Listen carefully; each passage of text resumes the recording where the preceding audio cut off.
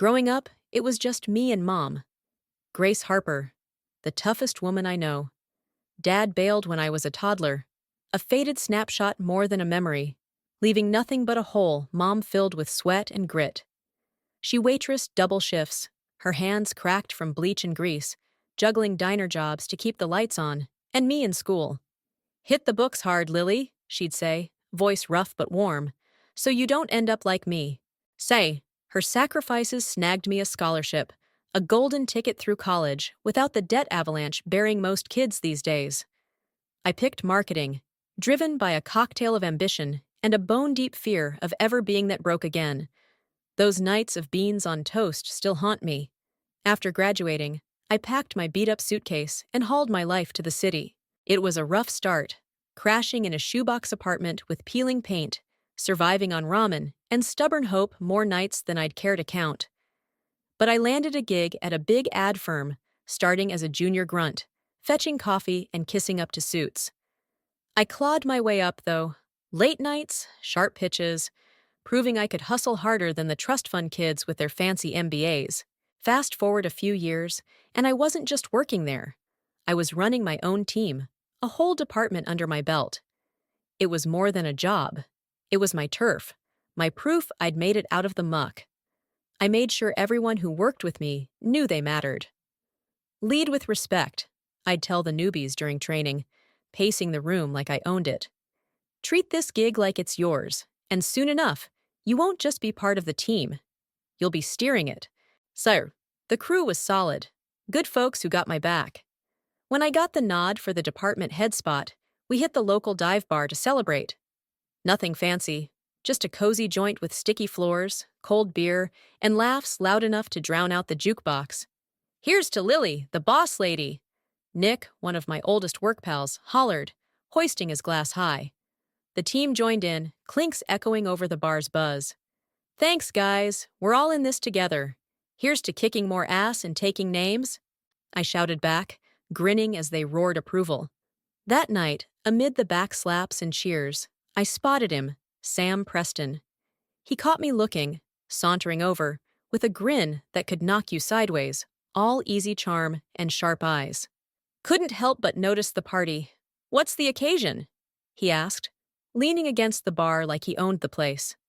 "Just a career boost," I said, trying not to sound too full of myself. "New head of my department." He nodded, impressed. "That's no small feat. Tough gig?" "Tough enough," I shot back, smirking. "I'm Lily. You?" "Sam," he said, sticking out a hand. "Nice to meet you, Lily." We got talking, more than I planned. Turns out Sam was an accountant, a numbers guy who could juggle figures like I juggled project plans. Casual bar chatter turned into swapping stories, and by the end of the night, I was hooked.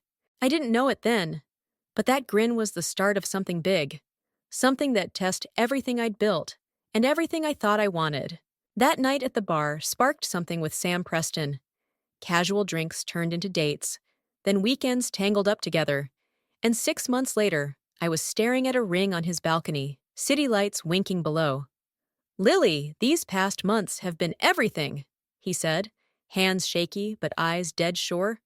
"Will you marry me?" My, "Yes, Sam, hell yes," came out thick, and just like that, I was engaged. Engaged to a guy who got me, saw the scrappy kid and the boss lady, and loved both. I thought I'd hit the jackpot. Then I met his parents.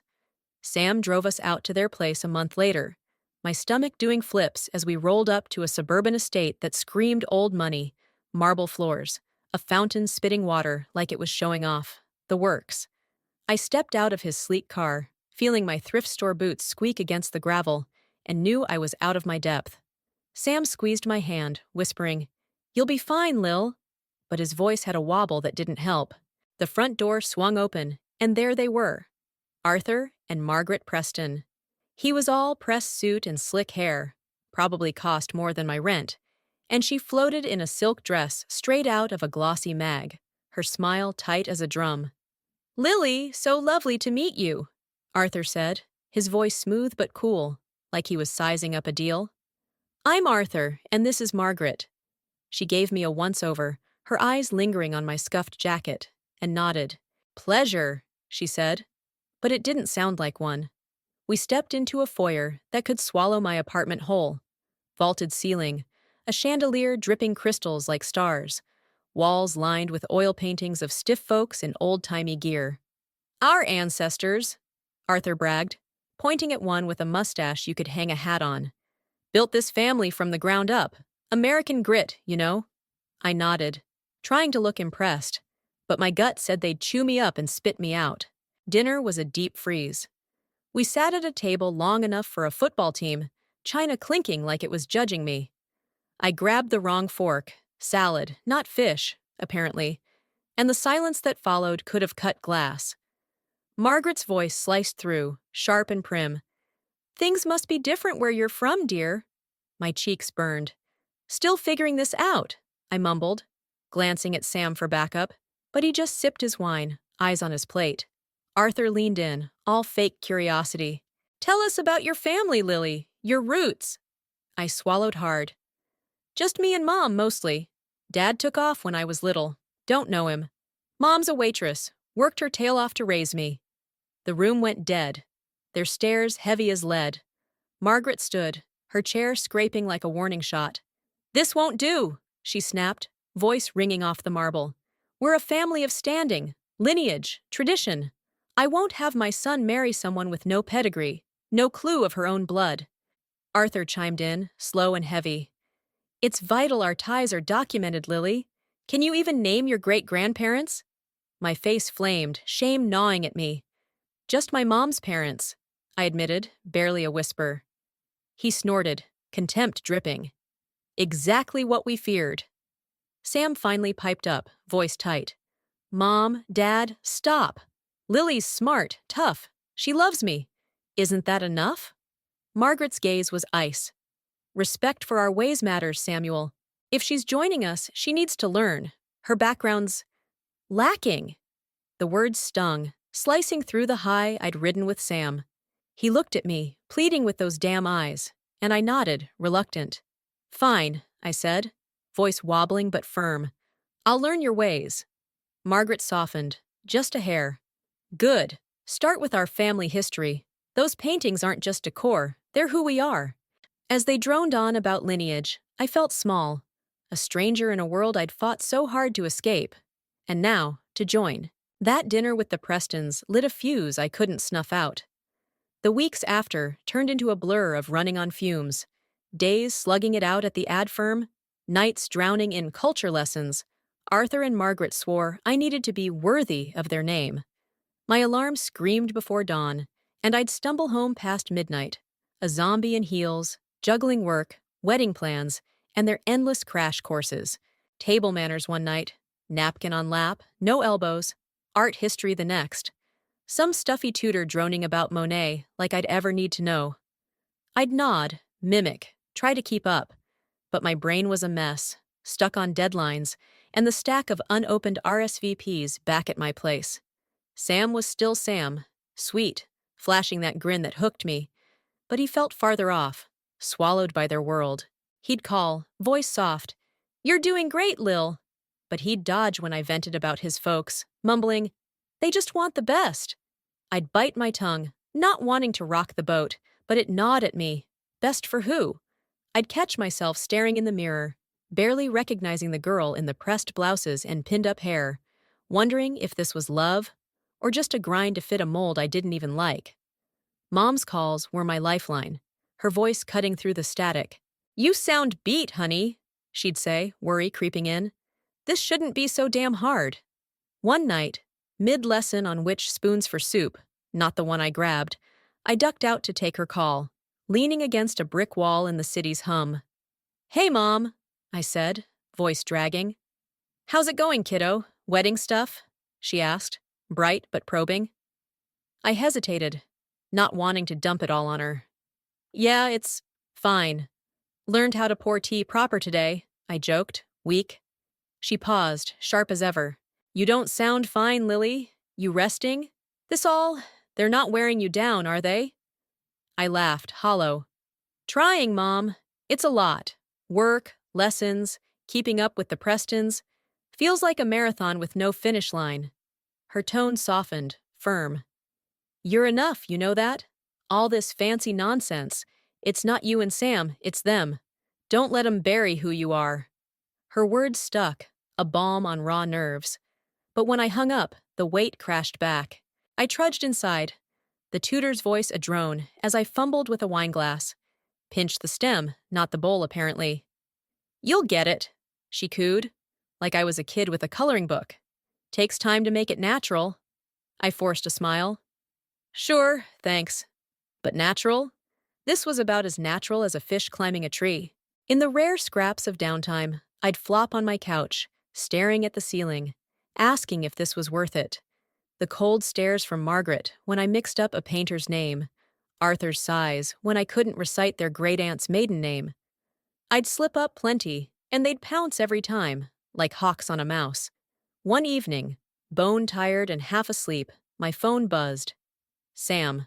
How's my girl? Miss you? His text glowed. I stared at it, fingers hovering. I wanted to spill it all. The exhaustion, the dread. How his parents made me feel like dirt scrubbed up to shine. But I chickened out, tapping back. Miss you too. Long day, all good. I set the phone down, the quiet in my dingy rental pressing in hard. Was this it? Pushing through the muck, grinning through the strain, all to squeeze into a life that felt like a borrowed coat? Sam was gold, but his folks were a wall I kept slamming into, and he wasn't exactly hauling me over it. Work was my anchor, Nick and Sarah cheering me on, the team humming under my lead. But even that started fraying under the load. I'd catch myself snapping at proofs, zoning out in meetings, the Preston's rules looping in my head. Mom's voice echoed, "You're enough!" But I was stretched so thin, I wasn't sure what enough even meant anymore. I kept going, though, for Sam, for us, clinging to the hope it'd all click. But hope's a tricky thing. It holds you till it don't. And I was barreling toward a reckoning I couldn't dodge. The big day crashed in like a storm I couldn't outrun. A swanky vineyard wedding, vines dripping with grapes, packed with the Preston's high society crowd in their tailored suits and glittering dresses. I stood in my white gown, long and flowing, stomach knotted tighter than a sailor's rope, trying to breathe through the chaos. Mom adjusted my veil, her fingers steady, whispering, "It'll be fine, Lily," with a smile I wanted to believe. But the second the ceremony kicked off, any shot at peace went up in smoke. Arthur and Margaret were on a tear, strutting like they owned the damn place. And me. I tried mingling, plastering on a grin, but Margaret snagged me with a frosty smirk. "Lily, dear, be a doll. Fetch some coats for our guests. There's a good girl," she ordered, waving at a gaggle of old-timers sipping wine like kings. I froze, dress trailing behind me. "I'm the bride," I started, but her glare cut me off. Sharp, no buts. So I hauled coats, poured wine, darted between tables like a damn errand girl, my gown snagging on chairs, while Sam laughed with his buddies, oblivious. I caught Margaret's voice over the chatter, loud and smug. "Lily's serving tonight. Good practice, don't you think?" The snickers hit me like a slap, and something snapped. I marched over, hands shaking but voice steady. "I'm not your waitress. This is my wedding." Margaret stood, mock shock on her face. "You should be grateful we let a girl like you in. Know your place, Lily," she hissed, words like knives. The crowd hushed, eyes boring into us. Sam stumbled over, wine sloshing in his glass. "What's going on?" he slurred, squinting. "Your mom's treating me like hired help, Sam. This isn't our day," I shot back, frustration boiling. He shrugged, sloppy. "Come on, Lil, just do it. It's no big deal." I stared, gut sinking. "No big deal? This is us, and she's ruining it." He took a swig, then spat. "You're lucky I picked you. Plenty of girls prettier, richer. Quit making a fuss." That hit like a brick. I recoiled, the man I loved shrinking into someone I didn't know, an accessory to his folks' game. Mom swooped in, arms around me, fierce and warm. "You love him, Lily? Want this?" she whispered, eyes searching. I shook my head, voice gone. "No, Mom, I can't." She nodded, jaw set, then grabbed my bouquet and bolted for the DJ's mic with a fire I'd never seen. "Folks, listen up!" she boomed, voice slicing the murmurs. "I've got a truth to spill." She faced Arthur and Margaret, unblinking. I knew these two back in the day. Factory kids, just like us. No fancy blood, no big inheritance. They faked it, bought their way up, and now they judge my girl on lies. The crowd buzzed, jaws dropping. Margaret's face went beet red, Arthur's accent slipping as he stammered, "That's outrageous." But Mom wasn't done. "You look down on Lily? She's real, worth more than your sham titles." Sam lunged at me, hissing, "You've wrecked us, disgraced my family. I'll teach you your place." I yanked free, heart pounding. "No wedding!" I shouted, loud and clear. "I'm done with your arrogance and deceit." The room erupted, shock, whispers, some nods. Mom grabbed my hand, and we walked out, heads high, leaving their crumbling castle behind. Walking out of that vineyard with Mom, my white dress dragging through the dirt, felt like shedding a skin I'd outgrown. The air hit crisp and free, the buzz of shocked guests fading behind us.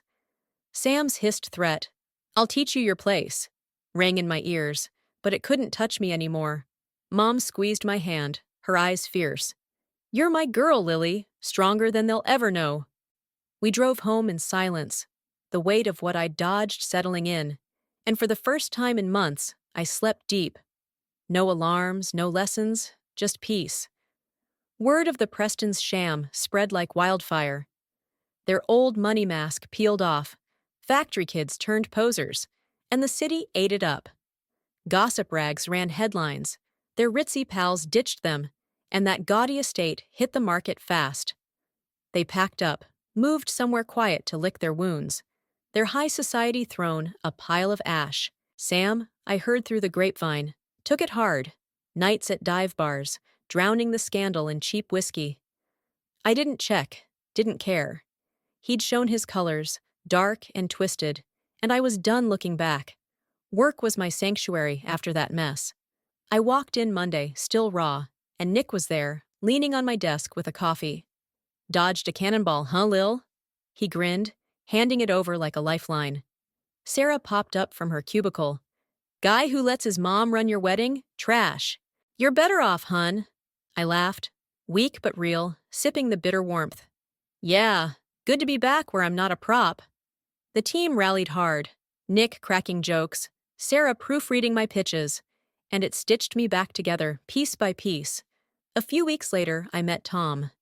It was nothing big, just a Saturday at a coffee shop with some pals, him tagging along with a buddy.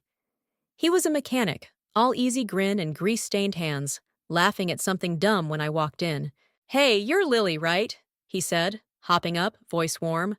"Heard you're a badass. Good stuff only, swear." I smirked, matching his vibe. "Hope they didn't oversell it. Nice to meet you, Tom." We clicked fast, talking cars. He fixed 'em, I barely drove 'em. Swapping stories over cold brew, his chill cutting through my leftover jagged edges. First time I met his folks, I braced for a repeat. Fancy digs, cold stares. But nah, they lived in a cozy split level, smelled like pot roast and sawdust, and his mom hugged me at the door. "Lily, we're just glad Tom's got someone who lights him up," she said, pulling me in tight. His dad clapped my shoulder, grinning. "Heard you run a mean team. Good head on ya." No lineage quiz, no fork lessons, just real warm, like Grace raised me to know. Tom and I took it slow. Coffee dates, fixing my busted sink, nights on his couch with takeout and bad movies. No rush, no molds, just us. Back at the firm, my boss called me in one day. "Lily, you've handled this crap storm like a champ. Team's never been tighter," he said, gruff but proud. "Promotion's yours, senior strategist. You've earned it." I walked out, chest buzzing, pride kicking in hard. With Tom's laugh in my ear, Mom's voice on speed dial, "Told you you're enough," and my crew's cheers, I was finally home. No pretending needed. One night, Grace came over, plopping on my couch with a grin. "Thanks, Mom, for everything, for pulling me out," I said, voice thick. She grabbed my hand, firm. "Always, kiddo. I raised you true. No one can take that." The TV hummed. A normal I'd fought for. And yeah, I'd lost a fiancé. But I'd gained my life. my grit, my future. The Prestons could keep their ashes. I was building something real.